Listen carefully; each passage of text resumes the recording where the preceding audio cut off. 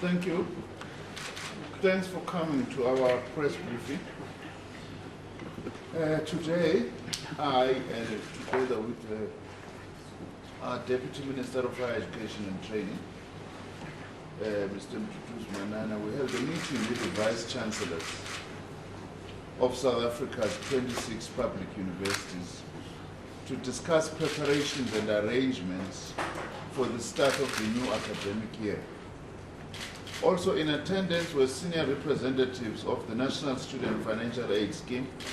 Mr. Nzimande, in fact, is here with us here as the chair of NSFAS, as well as a representative from the Council on Higher Education. Frank discussions were held. I expressed appreciation for the work that the Vice Chancellors are doing to create a stable situation in our universities. Vice Chancellors also expressed their appreciation for the support government has given the sector, as well as the role played by the ministry. The meeting welcomed the 6.9 billion rands additional fund that government has committed. It was confirmed that all qualifying students who have been offered a place at a university and who qualify for NSFAS funding can register without upfront payment. It was also noted that substantial progress is being made with improving the functioning of NSFAS. Each institution has payment plans in place for all categories of students.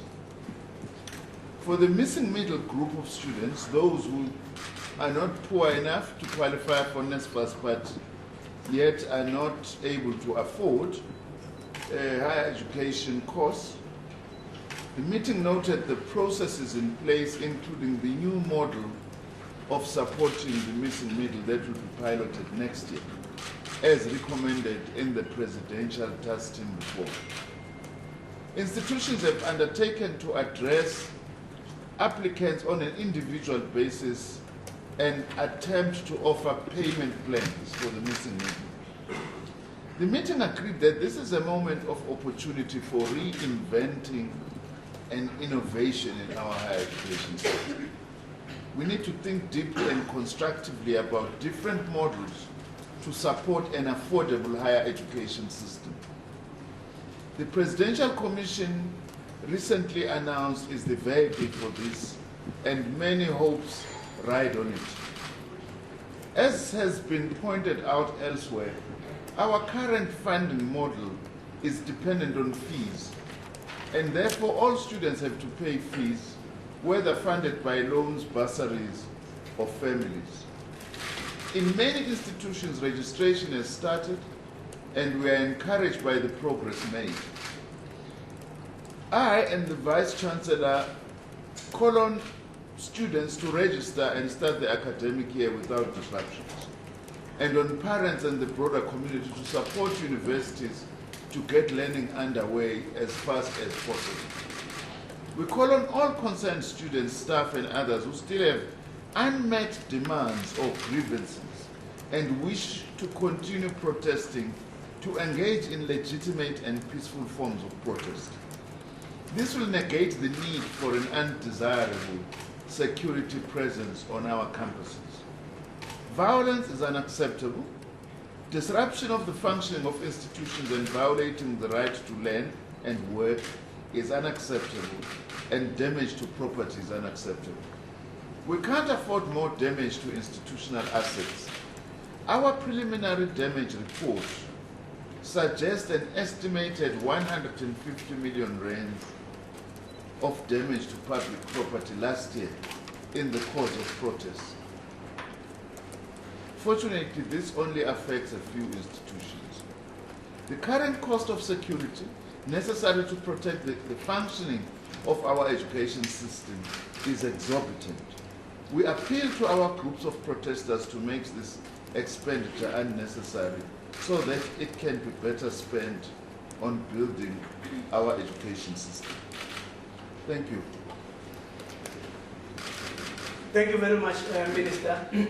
That was the statement I would then allow the session for question and answer arising out of the statement. If I can observe hands that want to take it first. Don't be, I can see you. Yeah, that's the only hand I have it now.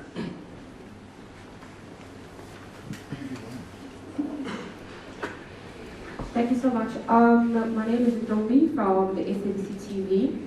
I have two questions. The first question is, can you explain a bit more about this new model for the missing middle and how that exactly is going to work and when next year it's expected to start? And the second question is about how much you're spending on security, the different universities, private security. Thank you very much. We don't have another head for now. Okay, there's a camera there. Hi, my name is Mama Fulani from SABC Radio News. I think my question is basically towards nurses. Is there going to be a discussion in terms of criteria of which students are disqualified if the missing model? Okay. The question is to nurses.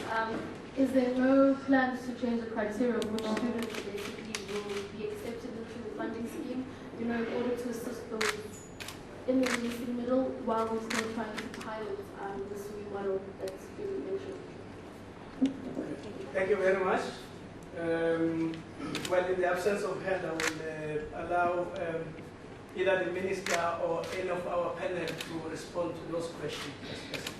Thank you, Madam. Perhaps let me just say something, and of course, Ubakumasan will have to come in, and any others. I think that you need to appreciate that the model is still being developed, although work is fairly far advanced. So I will leave that to the discretion of the chairperson of NSFAS as to how far he wants to indicate maybe some of the issues that are being looked into. Similarly with the criteria, I suppose the qualifying criteria, all those things will have to be looked at within the context of addressing the missing middle and whether, in fact, we all agree that the qualifying criteria of 122,000 has been around for a very long time. So it definitely is something that is also under review. Thank you. Let me just add to what the Minister has said already, that the model is being worked on. Maybe I'll start with the question from SABC Radio. For this year, 2016, the criteria that NSFAS applies is going to remain as it is. The new model, however, is not addressing just the funding issues for the missing middle. It's addressing the funding issues for poor students and missing middle. And the criteria that it will utilize, obviously this is still work in progress, will go beyond just the blunt instrument, or maybe rather the crude way in which the means test is applied at the moment. But it will also seek to address other challenges that we face, particularly those that are faced by poor students, including the success rates, the progression rates, the employment, the employability of students when they finish, and so on. So we're trying to create a model that is very comprehensive. In terms of where the model itself will start, that is going to be a subject of discussion in terms of at which site, at which institutions the model will be piloted in 2017. And the idea being that in 2018, the model will be fully rolled out throughout all the institutions.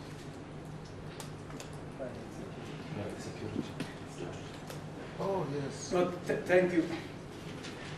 How much the institutions are paying on private security? I think first it's important really to acknowledge that not all institutions are affected by disruptions in the country. It's only a few institutions really.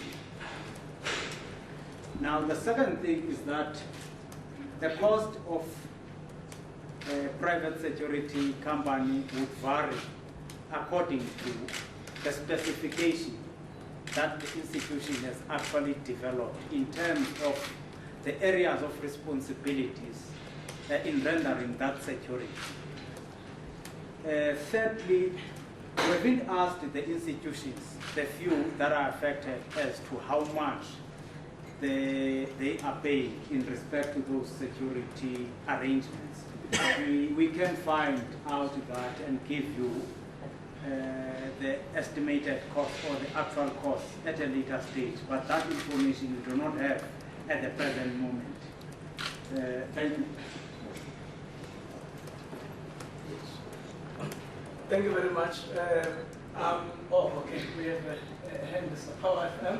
Sorry, just in relation to the press briefing we saw on Monday with the Council Vice Chancellors calling on the intervention from community, political leaders and religious leaders to intervene. Was it discussed in the meeting at all, and if there's support for this? And then also, we are seeing agreements being reached, or the process of being reached with BIS and UP at the moment. Can we expect similar concessions from other universities to see a smooth start to that? Thank you. Yeah. That's for the Vice Chancellor. So let me say a couple of things. One, Is this thing working? Is it? Oh, okay. there was some discussion in the meeting about some of the issues raised. There was, as the statement read by the Minister indicated quite clearly, concern about violence. There was a recognition that protest is legitimate, but that protest cannot extend beyond the boundaries of non-violence. We have, as you know, the Vice Chancellors from Kempton University did make a call to civil society and other notables and other eminent people, and in particular to leaders of political parties to play a responsible role in stabilizing the higher education system. We did say that. There was a detailed conversation in that meeting, but there was a broad acceptance of that, I think. As for the concessions, some of the concessions were largely, there were discussion around what kinds of concessions some of the universities did make. The universities have discussed this largely in line with what has happened amongst the various institutions. In all institutions, there are attempts to look at first payments or related payments and to address those challenges. In all of those institutions, there are attempts to look at case-by-case situations to try and address the missing middle. The issues and challenges around NISFA students has been addressed systemically across all universities.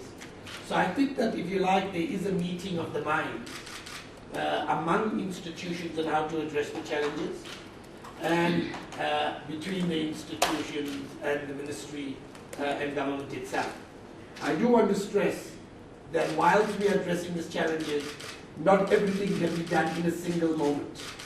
That we have to understand that this is a process, and over the period of perhaps the next couple of months in the next year, we should all be coming together to, as the Minister said, reimagine the system. We should see this as a moment of innovation, and as a moment of innovation in which we can re-establish the higher education system that at the same time enhances access, but also enhances quality of the higher education system. And I think that there's a meeting of minds amongst all role players in that regard.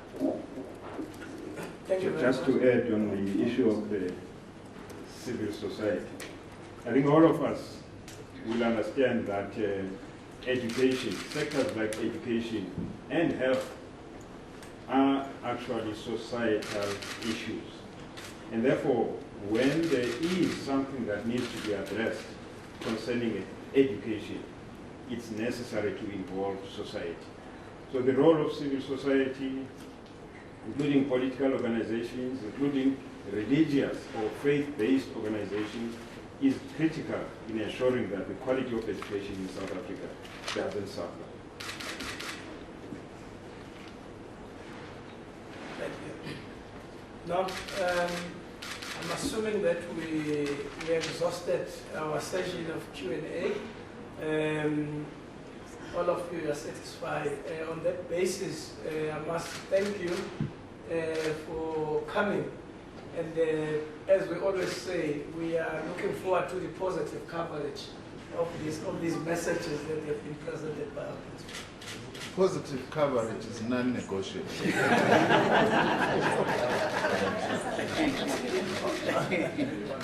Okay. Well, was there any hand up before I really close? I don't want to suppress. Oh, I didn't see. Sorry. I'm sorry. I do have a follow-up specifically. Okay.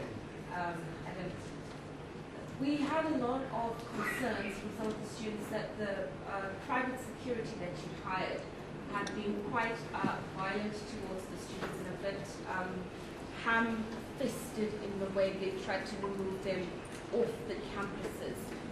What is your comment to that in terms of making sure that everybody is kept safe? That's the first one. And the second one is just to give a status update in terms of where your discussions with the SRC and the Fees Must Fall campaign is in terms of them now stopping with the protests. Has the SRC indicated that they're willing to now work hand in hand with you? Is the Fees Must Fall campaign movement also working hand in hand with you? Or are you hearing voices of dissent on the ground there? So let me take the first issue, which is about the private security and the fact that they've been particularly hard and, if you like, more than rigorous in their engagement with the students. There's been two sets of criticisms in that regard. The first set of criticisms have to do with the evictions of students that were in the concourse, and I might add, were preventing registration from taking place. We have that entire event videoed, and we have looked at the footage, and some of the assertions made is just not borne by the evidence when you look at the video footage. So people have said they were physically stripped, and that's just, and the footage does not show that. In fact, what the footage does show is the fact that some of the protesters were fairly belligerent and really had assaulted and hurt some of the private security. I have said that that footage is publicly available. If you want to attest and look at that footage, you can contact Shirona Patel, who's the head of our communications, and we have agreed to allow anybody who feels that they want to see that footage to see the footage. The second thing is, when we brought private security in, we brought private security with stringent conditions. We did not allow individuals with weapons. We had there are strict controls about what they can do and what they can't do. They are meant to ensure not hamstrung individuals. They are allowed to allow, as far as possible, people free movement on the campus. But where people are behaving in ways that are criminal, where they've broken infrastructure or tried to break infrastructure, and we've had very little, then they are authorized to actually take action, arrest individuals, and hand them over to the police. Yesterday afternoon, there was an altercation where an individual vandalized a car. That individual was arrested, he was processed, and he was handed to the Hillbrow police station. And now the courts will act as per the rule of law. If there are criticisms of any individual's action, we have said bring it to the head of campus control. We will investigate the matter, and we will act accordingly should violations of any rights happen. I do want to underscore this point. The only reason those private security have been brought on is because registration was being prevented. I have cases, and I wrote an example of it, of a grandfather from Limpopo who raised money, jumped on a bus, drove for 5 hours on that bus with his grandson to register, and was prevented. That is a violation of rights of the poorest of the poor.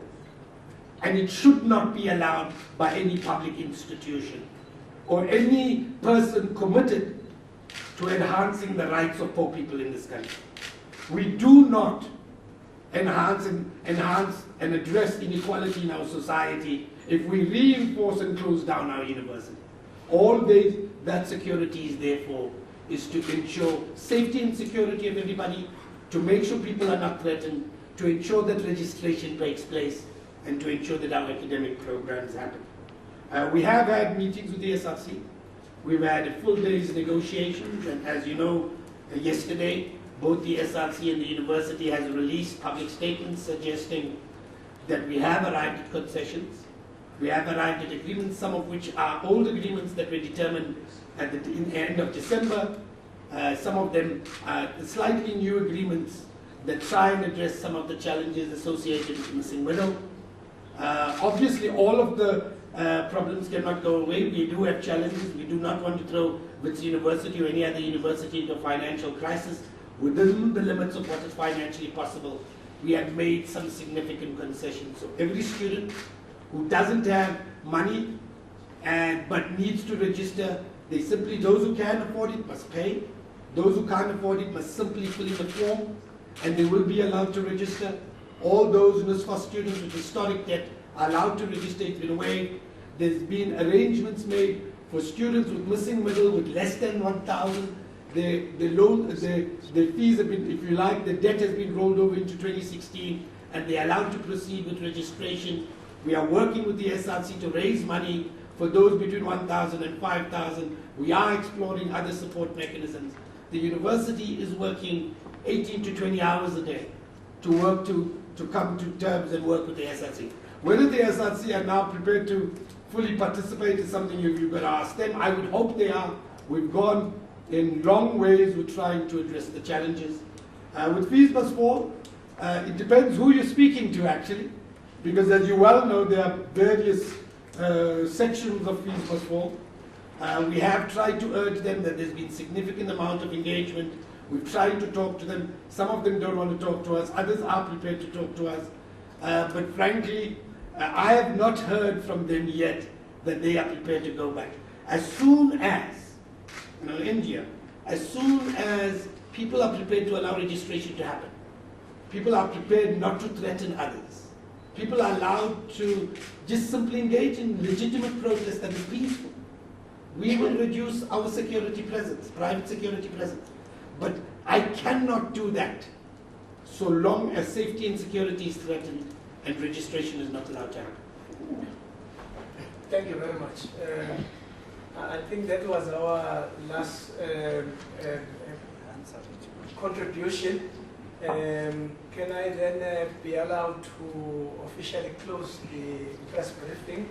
I know there are a couple of colleagues who want to have some remarks and so on. Thank you very much. Next time.